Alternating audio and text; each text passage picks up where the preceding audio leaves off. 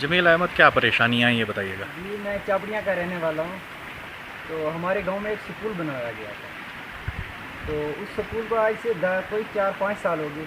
ना कोई इसमें कोई डिपार्टमेंट का कोई आता है, ना ही कुछ। जैसे हम बहुत सरहदी इलाके में रहते हैं, बॉर्डर एरिया में रहते हैं, तो हमारे बच्चे काफ़ी दूर से आते हैं। गवर्नमेंट मिडिल स्कूल चापिया में आते हैं पढ़ाई हासिल करने के लिए। तो जहाँ हमारे गांव में स्कूल बनवाया गया था, वहाँ पे कोई काम नहीं लगा रहे हैं, कुछ नहीं। तो इससे हमें बहुत परेशानी हो रही है। हम आपसे अपील करते हैं कि डिपार्टमेंट की तरफ से हमें इस स्कूल में कोई सहूलियात दी जाए कि उसका जल्द अज जल्द काम लगाया जाए। ये किस स्कूल की बात कर रहे हैं? ये हम अपर चापड़िया स्कूल की बात कर रहे हैं। तो क्या वहाँ पे काम लगाया गया था? पहले कोई 4 साल पहले वहाँ पे थोड़ा सा काम लगवाया गया, जिससे उसके थोड़ा साइड में दीवारें बन गई, तो थोड़ा बाथरूम का भी सिस्टम बन गया तैयार। लेकिन ऊपर छत के लिए तो कोई आज 4-5 साल तो हो गए इधर वापस आया ही नहीं।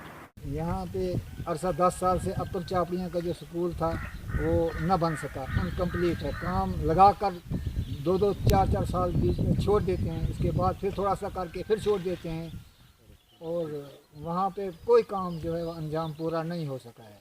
उसके बाद हम एकदम सरहदी इलाका है हमारा, यहाँ पे हमें किसी चीज़ की फैसिलिटी नहीं है।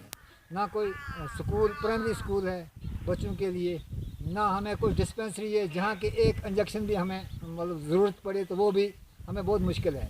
सावजिया में जाना पड़ता है बहुत दूर, 10 किलोमीटर दूर।